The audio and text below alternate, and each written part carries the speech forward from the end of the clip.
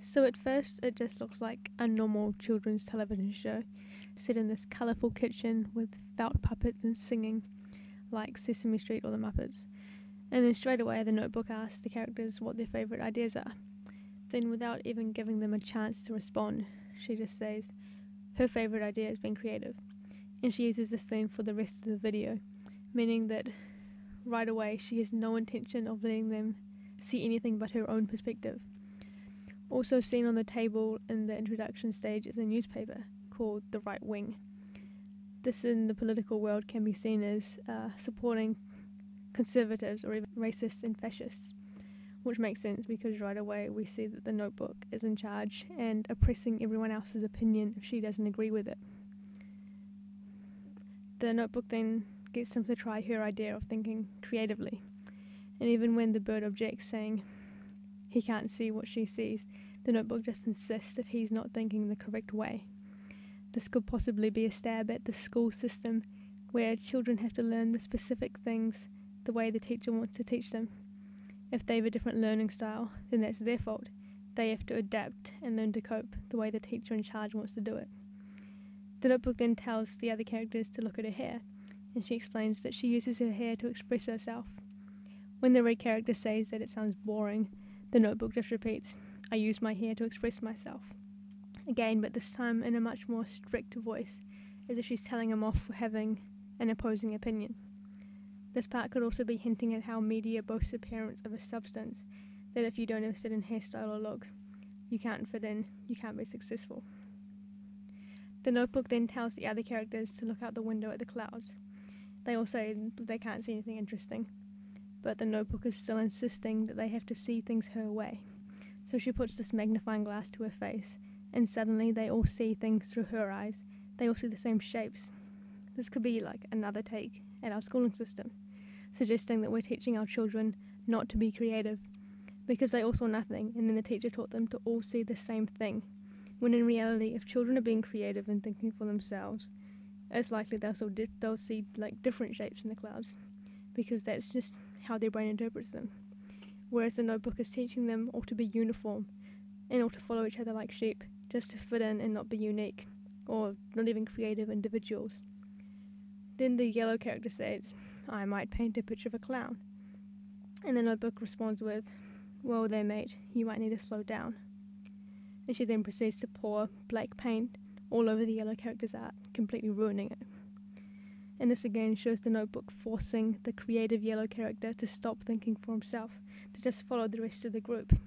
Much like in public school systems, how the brighter kids are forced to hold themselves back because they're only supposed to learn the things in the curriculum at the time, which are usually designed to cater for the slower students, so they're not really reaching their full potential because of the teacher and the system. The notebook's next tip on being a creative wizard is to collect leaves and sticks and arrange them into colours, and she shows the colour wheel to demonstrate. And the bird and the red character spell out the words blue and red. However, when the yellow character spells out green with his twigs, the notebook interrupts, putting this cross in front of his work, and tells him off saying, "Green is not a creative colour." Now this could be because when the notebook showed the colour spindle, green wasn't on it, implying the notebook was only letting them choose from the colours that she thinks are creative. Yet again, a reference to school systems, how pupils are allowed to be creative, but only with the means that the teachers supply, and they must restrain to the choices the teacher wants them to make, which isn't really creativity at all. So this could also be hinting at racism, where the notepad in control doesn't like a certain colour, so she exterminates that colour as much as she can. Even if it's completely illogical and unreasonable to do so, she still does it. Another reason green might not be a creative colour is because green has been eliminated from most modern TV shows because it interferes with the green screen technology. This draws back on the idea that this is a show created by the media to manipulate children and make them think what they want them to think. And the notebook concludes her lesson saying, "Listen to your heart, listen to the rain, listen to the voices in your brain." And although green was previously discouraged and stated as not being a creative colour, When the notebook shows a diagram of the brain, the temporal lobe part is coloured green.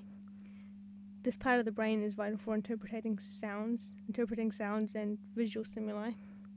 It's also believed that the creative insight, or the aha experience, is triggered in the temporal lobe. So it's a metaphor meaning that by excluding the colour green from the children's brains, it's constricting them from being independent and discovering things for themselves. Following this is another montage of the children puppets doing stereotypical arts and crafts, using paste to stick googly eyes on these creations made of card and popsicle sticks, and they're sprinkling glitter and painting letters with stamps. And the scene then returns to the characters sitting at the table when the view pans round 360 degrees, revealing that all these events were taking place on a set.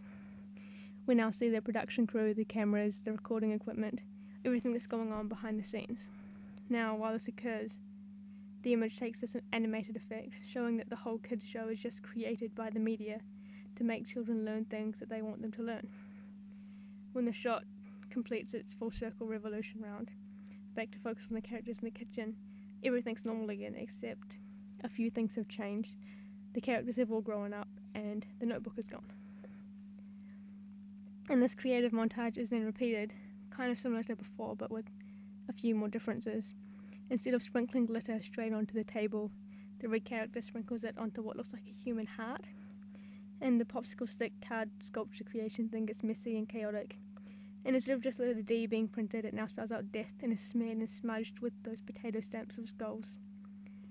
And new scenes also added to the montage. The yellow character starts doing this crazy dance, making himself just look insane, while the bird and the red character just stare at him like, what's going on? He's gone mental. And then later in the montage, all the characters join in on this unnatural looking dance because they're just doing what they were taught when they were younger. They're following someone else's thoughts because that's how they learn. They haven't developed skills to properly think for themselves.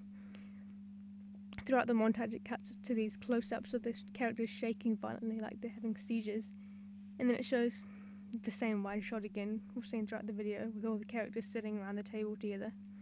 And it looks like, they're finally back to normal. They're like clapping and cutting into this cake. But then the insides of the cake are revealed to be the insides of a person with blood and guts and gore spilling out the sides. And while all this is happening, the music becomes all distorted and out of tune, and these uncomfortable screams are heard in the background, flashes of rain pouring down, a shot like showing out the window. And this final montage is showing how the notepad taught the children to listen to everything it says, so they've never learned to have their own thoughts about things. So when the notebook is gone, they don't know what to do. They try to be creative because that's what they were taught as well. But it all goes wrong because they don't know how to think and develop thoughts properly. The notepad always did that for them.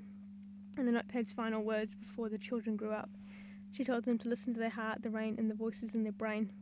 But in this montage, it's all chaotic. So now that the characters are grown up, they don't know what to do. They don't know what to listen to. Everything they did as children seemed safe and normal, but in the second sequence, it's all turned sour with confusion and anxiety. The birthday cake is filled with worries of aging, the skull in the wood's death show more fear, and the heart is now stressed. The characters don't know what they're doing wrong, because they're just acting as they were told. And the final scene shows all the characters sitting around the table, young again, and accompanied by the notebook. Even though the atmosphere is back to being happy with the childish, happy music returning, the characters look frightened as if they don't want their future to come with them. The last words of the video are said by the notebook. Now let's all agree to never be creative again. The notebook falls over flat with the unusual falling sound effect, and it cuts out the music. So basically the notebook is still at its contradicting ways, showing the children that this is what will happen if they try and be creative, thinking independently or doing anything different to what is seen as correct. So I think the whole meaning behind this is tragically ironic. There's this jolly little television show going on, encouraging children to be creative, but really it's just this facade to cover the schemes of society around us. The whole thing is a metaphor for how society is manipulating children, restraining them from being truly creative. It looks like a happy kids show, teaching youngsters how to be creative, but really they're teaching our children to be puppets. just like the characters in this show.